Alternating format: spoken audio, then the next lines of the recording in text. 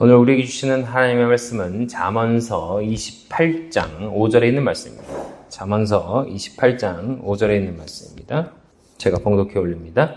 악한 자들은 공의를 깨닫지 못하나 주를 찾는 자들은 모든 것을 깨닫느니라. 아멘. 기도하겠습니다. 전날씨 주님 말씀 가운데 은혜 주시고 홀로 영광 받아 주시옵소서. 주님께 주신 은혜로 말미암아 살아가게 도와주시고 인도하여 주시옵소서. 감사드리며 오늘 예수 그리스도 이름으로 간절히 기도드립니다. 아멘. 오늘 구원은 무엇인가? 계속 이어서 말씀을 전하도록 하겠습니다. 지난번에 선행의 은혜라고 해서 하나님께서 미리 만들어 놓으신 시스템 안에서 우리가 그것을 믿기만 하면, 그 시스템을 따라가기만 하면 하나님께서 만들어 놓으신 은혜를 우리가 충만히 누릴 수 있다라고 말씀을 드렸습니다. 이제 그 시스템을 만들어 주신 하나님께서 이제는 어떻게 하게 하신다? 두 번째로 회개의 은혜라는 게 있어요. 회개의 은혜. 영어로 하면 convincing grace라고 하는데, convict라는 말은 뭐냐면 깨닫게 해주신다는 거예요. 깨닫게 하시는 은혜다. 그러니까 우리가 회개한다는 건 뭐예요? 우리가 우리 죄가 있다는 것을 깨달았다는 거예요. 깨닫는 은혜가 있어야 된다는 거예요. 그래서 오늘 이 구약에서 이 잠언서, 솔로몬이 쓴 잠언서지만 거기서도 같은 말이 나오는데 뭐라고 나오냐면, 악한 자들은 공의를 깨닫지 못하나 주를 찾는 자들은 모든 것을 깨닫느니라 라고 말씀하고 있어요. 그러니까 뭐예요? 깨닫는 건 뭐예요? 주를 찾는 자들이 깨닫는 거예요. 그러니까 회개의 은혜는 뭐예요? 선행의 은혜에서는 뭐예요? 내가 하나님께서 만들어 오신 이 시스템이 있다는 것, 그거 먼저 이루어 주신 하나님이 존재한다는 것에 대해서 우리가 감각적으로 인식하고, 왜? 하나님을 모르니까. 왜냐면 우리 원죄하에 있으니까. 원죄하에서 우리가 아무것도 의로운 것을 행할 수 없는 존재에서 하나님께서 만들어 오신 예수 그리스도의 십자가 사역을 통해서 이루어 주신 그 사역, 또 구약에서는 유월절에 어린 양을 잡아서 문인방과 문설주에 피를 발라서 죽음이 넘어간 유월을 통해서 그것을 하기만 하면, 유대인이든 이방인이든 그것을 하기만 하면, 왜냐하면 애굽에서 그 말씀을 듣고 행했던 이방인들도 같이 출애굽을 하거든요. 그래서 출애굽 당시에 광야에서 이스라엘 백성만 있었던 게 아니라 이방인들도 존재했다는 거예요. 그리고 가나안에 같이 들어가요, 그 이방인들이 또. 그리고 구약 시대에 제사를 지낸 이방인들도 있었고, 그들이 제사를 지내면 구원받을 수 있었습니다. 이스라엘 선택은 뭐라고 했어요? 그 사명과 사역, 그의 후손으로, 다윗의 후손으로 또 예수 그리스도께서 오시는 그 사명을 감당하기 위해서 선택받은 선민이었지, 구원받기 위한 선민이 아니었단 말이에요. 왜냐하면 예수님 당시 예수님을 죽인 사람 누구예요? 유대인들이잖아요. 예수님을 죽인 사람들이 구원의 선택을 받으려고 있었던 사람들이 아니란 말이에요. 그때 누가 죽여요? 제사장과 대제사장과 바리새인 사두개인들. 이런 사람들이 예수님을 참소하고 예수님을 십자가에 달려 죽이라고 하고, 죽이라고 외친 사람 누구예요? 또 유대인들이었단 말이에요. 예수님을 따르던 사람들이 돌변해서 예수님을 죽이라고 했단 말이에요. 그러니까 유대인으로 태어났기 때문에, 이스라엘인으로 태어났기 때문에 구원받는다. 그 선민 사상은 그것이 아니라고 했죠. 구원과는 별개로 그 사역을 감당하는 것이고, 그 사명을 감당하는 것이고, 구원은 그와 별개로 하나님께서 만들어 오신 시스템을 믿으면 누구나 구원받는다는 거예요. 그러니까 선행의 은혜 다음에 좀 오늘 뭐라 그랬죠? 회개의 은혜. 회개의 은혜. 그러니까 우리가 회개하는 것도 우리 힘으로 하는 것이 아니라 누구의 은혜로 된다는 거예요? 하나님의 은혜로 된다는 거예요. 하나님께서 우리를 회개하게 해 주신다는 거예요. 그걸 뭐예요? 깨닫게 해 주신다는 거예요. 개개인에게 주시는 은혜입니다. 깨닫게 해 주시는 것. 그러니까 우리가 누군가가 나를 창조하셨구나. 이 세상은 누군가에 의해서 이루어졌구나. 누군가가 나를 구원해 주셔야 되겠구나. 라는 것을 깨닫는 단계가 바로 여기 회개의 은혜라는 거예요. 그리고 내가 여기서 죄인이라는 것도 깨닫게 되는 겁니다. 왜? 내가 죄인인 걸 인정해야 회개가 되잖아요. 우리가 보통 인간관계를 할 때도 너 나한테 사과해 할 때 내가 왜 사과해? 난 잘못한 게 없는데? 이렇게 된 거죠. 잘못을 했는데도 그 잘못이 자기 스스로 인정되지 않으면 미안하다, 죄송합니다 라는 사과가 안 나오겠죠. 잘못한 거 알아도 회개 안 하는 경우도 있죠. 자기가 잘못한 거 알면서도 미안하다고 안 하는 것. 그러니까 이 회개의 은혜에서 깨닫게 해주셨는데도 회개를 안 할 수 있어요. 깨닫게 해주셨는데도 그걸 거부할 수 있다고요. 인간은 거부할 수 있다니까요. 왜? 사역을 하라고 보냈는데도 그걸 거부하고 사역을 안 하겠다고 거부하는 경우도 있잖아요. 근데 사명은 거절해도 끝까지 끌고 와서 사역하게 하십니다. 모세가 그랬고요. 기드온이 그랬고요. 요나가 그랬고요. 그 사명을 담당한 사람은 끝까지 사명을 감당할 수 있게 인도해 주세요. 근데 구원은 조금 달라요. 구원의 문제는 좀 다릅니다. 구원은 누구나 구원받지만 하나님께서 선택해서 구원하시는 게 아니라 그가 이 회개의 은혜를 깨달았음에도 불구하고 그걸 거절하고 거부할 수 있다는 거예요. 거부할 수 있다. 죄로 향해 가는 길을 멈추지 않겠다는 인간의 강한 의지가 있을 땐 하나님께서 그 의지를 억지로 꺾지는 않으시더라고요. 성경에서 보니까. 그럼 그 죄악을 끊기 위해서는 어떻게 해야 되냐? 내가 하나님과 부단히 가까워지기 위해서 노력해야 되는 거예요. 그래서 하나님께서 뭐라고 말씀하세요? 항상 기뻐하라. 쉬지 말고 기도하라. 모든 일에 감사하라. 이렇게 말씀하시는 거거든요. 그 생활이 내 삶 속에서 그 생활이 나와야 되는 거예요. 그러니까 하나님께서 하나님과 부단히 가까워지기 노력하고 하나님과 관계하고 하려고 할 때에 구원받기 이전에도 이 회개의 은혜 단계에서도 우리는 하나님께 더욱더 나아가며 하나님께 감사하며 하나님께 더 은혜 달라고 구할 수 있어요. 왜? 구원받지 않고 교회 다니는 사람들도 있거든요. 구원받지 않고 뭔가 내가 구원에 이르기 전에 교회라는 곳에서 무슨 말을 하는지 듣고 싶다라고 하는 이걸 구도자의 단계라고 하거든요. 이 선행의 은혜의 단계에서 구도자의 단계로 가서 거기서 말씀 듣고 깨닫는 경우가 있어요. 그 깨달았으나 거기서 멈추는 경우도 간혹 있습니다. 그러나 이 깨닫게 하시는 은혜, 하나님께서 나의 죄를 깨닫게 하시고 내가 죄인임을 알게 하시고 아담으로부터 이어져 온 원죄하에 있다는 것을 깨달아 알게 하신 다음에는 우리가 그것을 받아들이는 거예요. 받아들이고 그 은혜 가운데, 하나님의 은혜 가운데 내가 구원받을 수 있는 존재라는 것을 깨닫고 그 방향으로 나아가는 것. 그것이 회개라는 거예요. 그것이 회개예요. 그러니까 회개는 내가 죄인이라고 깨닫지 못하면 할 수 없는 거예요. 그러니까 내가 죄인임을 깨닫게 해주시는 거예요. 그리고 이 성경 말씀이 진리라는 것도 깨닫게 되는 거예요. 그래서 우리가 깨달았을 때 눈물이 나오고 회개가 나오고 용서해달라고 말하게 되는 거예요. 그래서 나의 죄를 고백하는 거예요. 내 입으로 고백할 때에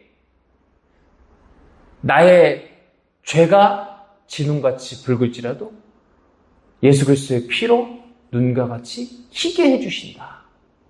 피 흘림이 없은즉 사함이 없다. 그 말씀을 내가 받아들이고 예수 그리스도의 보혈을 의지하는 거예요. 왜? 구약에서는 예수님 돌아가시기 전까지는 뭐예요? 양이나 소랑 또 비둘기를 잡아서 그 피를 흘림으로 나를 대속했단 말이에요. 일시적인 대속을 이뤘단 말이에요. 그런데 예수 그리스도께서 십자가에 달려 돌아가심으로 이제는 내가 하나님의 그 독생자의 사역의 역사를 믿고 그 보혈의 공로를 의지해서 내가 이제는 그 피 때문에 구원받는다라는 것을 깨닫는 단계도 여기라는 거예요. 그 눈물이 나오고 회개가 나오고 내 입에서 그리스도를 고백하게 되고 그것이 이 단계에서 이루어져야 된다는 거예요. 요한복음 1장 45절 말씀 한번 보도록 하겠습니다. 4절입니다. 4절.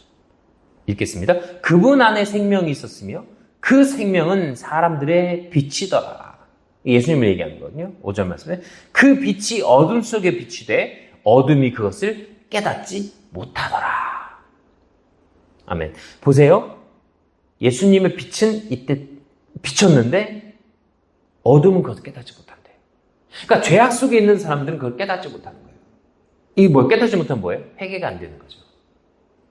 이 컨빈싱 그레이스가 안 되는 거예요. 컨빅트가 안 되는 거예요. 깨닫지를 못하는 거예요. 내가 죄인이라는 걸 깨달아야 되는데 깨닫지를 못하는 거예요. 그래서 예수님께서 말씀을 전할 때에 유대의 교회의 그 지도자들은 예수님을 어떻게 죽일까 고민했다니까요. 하나님을 잘 믿는다고 하는 사람들이었는데, 지도자들이었는데, 이들이 예수님의 말씀에 어떻게 저를 죽일까? 신성모독이다 하면서 궁리하고 연구하고, 오히려 자기 죄를 깨닫지 못하고 예수님께서 뭐라고 말씀해요? 이 독사의 자식들이라고 말씀하시잖아요. 그런데도 깨닫지 못하고 예수님을 죽이고자 갖은 수를 쓰게 되는 거죠. 결국 죽이죠. 결국. 근데 그것이 또 하나님의 사역의 역사의 한 부분이었음을 그들이 또 깨닫지를 못해요. 그러니까 우리는 구원받기 위해서는 하나님께서 깨닫게 해주시는 은혜를 누려야 되는 거예요. 우리 스스로가 깨달을 수가 없어요. 원죄가 있는 사람은 아무것도 깨달을 수가 없습니다. 그러나 하나님께서 개개인에게 누구나에게 깨달을 수 있는 은혜를 주셔요. 누군가에게도 깨달을 수 있는 은혜를 주신다고요. 말씀은 어느 곳에서나 전해질 수 있게 해주셨습니다. 그걸 받아들이냐 받아들이지 않느냐는 개개인의 몫이에요. 북한에서, 중국에서, 이 공산정권 하에서 말씀을 못 들어서 죽어가는 영혼이 있을 수는 있겠죠. 그러나 그곳에서도 말씀을 전하기 위해서 성경책 쪽복음을 가지고도 예수 믿고 구원받는 사람들이 있습니다. 지하교회에서 예수님을 믿는 사람들이 있어요. 우리나라는 하도 성경이 흔하고 예수님을 믿는 사람들이 많으니까 믿다 보혜사 이만희님을 믿고 정명성님을 믿고 안상흥 증인의 장길잔 어머니를 믿고 한학자 참 어머니를 믿고, 그러니까 하도 믿다 결국 그런 사람들까지 믿게 되는 부작용도 생기는데, 그러니까 진정한 예수님, 성경에서 말씀하고 계시는 예수님, 다시 오실 그분, 지금 아직 안 오셨지만 언젠가 다시 오시겠다고 약속하신 그분을 우리가 믿고 의지하고 살아가는 것, 그의 시발점이 뭐다? 회개의 은혜라는 거예요. 누가복음 24장 45절 말씀 한번 보도록 하겠습니다. 누가복음 24장 45절. 제가 읽겠습니다. 그때 그들의 지각을 여사 그들이 성경 기록들을 깨닫게 하시며, 46절, 또 그들에게 이르시되 이같이 기록되었은즉 이같이 그리스도가 고난받고 셋째 날 죽은 자들로부터 일어나는 것이 마땅하며, 아멘. 뭐라고 말씀하세요?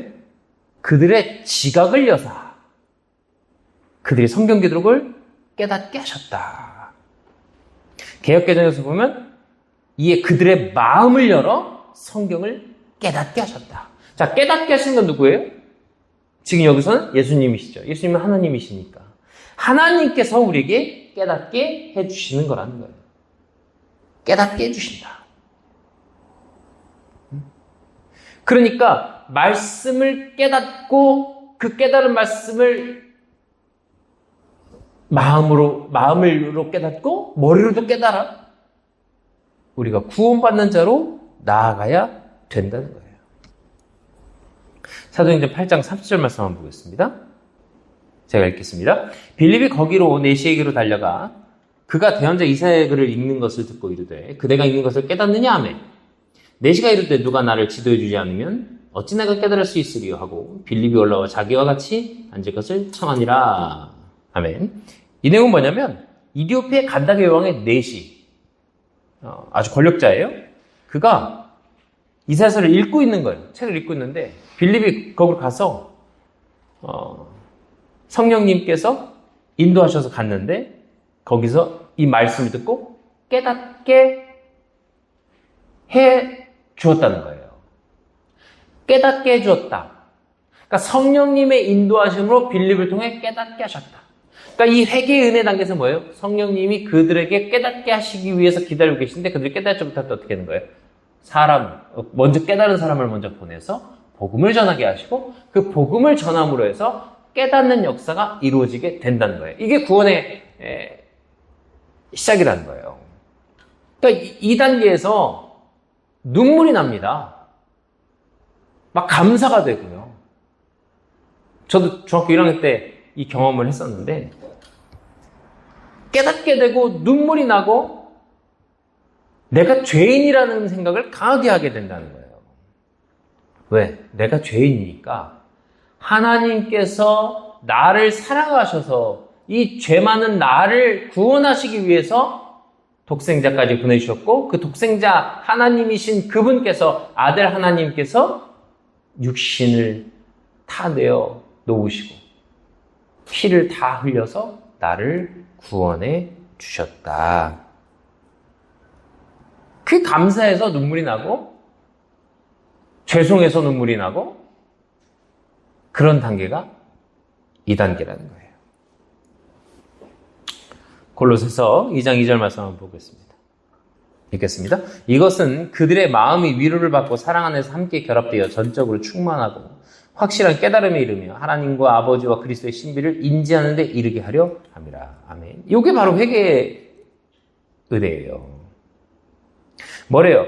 그 마음의 위로를 받고 사랑 안에서 함께 결합되어 전적으로 충만하고 확실한 깨달음에 이르며 이게 회개예요. 그래 구원을 받을 수 있다니까요. 하나님과 아버지와 그리스도의 신비를 인지하는 데 이르게 하리라. 자, 깨달아 인지하게 하는 거예요. 네? 이 회개의 은혜가 그거예요. 내가 깨달아서 마음을 열고 위로를 받고 사랑 안에서 결합되고 그리스도 안에서 한 연합되고 그래서 하나님과 아버지와 그리스도의 신비를 인지하는 데 이르게 한다. 개역개정에서 보면 이는 그들로 마음의 위안을 받고 사랑 안에서 연합하여 확실한 이해의 모든 풍성함과 하나님의 비밀인 그리스도를 깨닫게 하려 함이라. 그러니까 그리스도를 깨닫게 하는 거예요.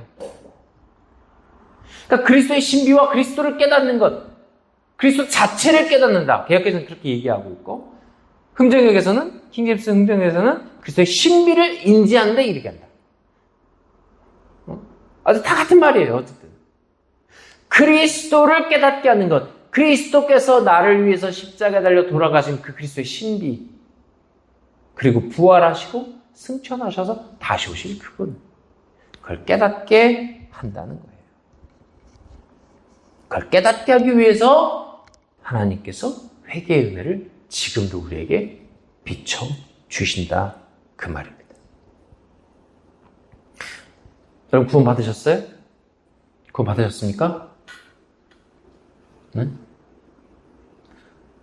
이 깨닫는 역사가 있었어요? 내가 죄인이다 이런 걸 깨닫는 역사가 있었습니까? 이 깨달음의 역사가 없으면 안 돼요.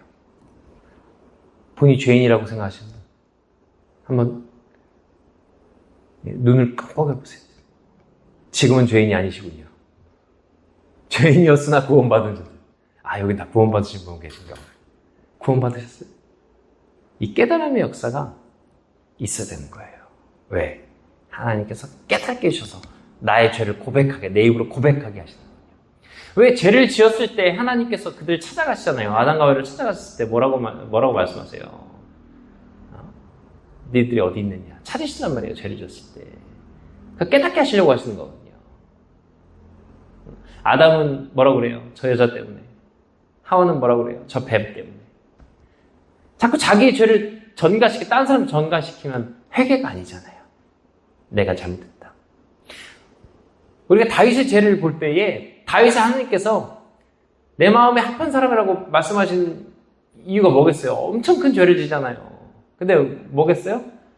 깨달으면 바로 회개하더라고요. 다윗은.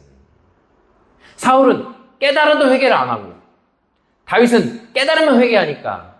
그래서 하나님께서는 죄를 안 짓는 사람을 합한 사람을 하지 않으시고, 죄를 지었으나 깨닫고 회개하는 사람을 합한 사람을 하시더라고요.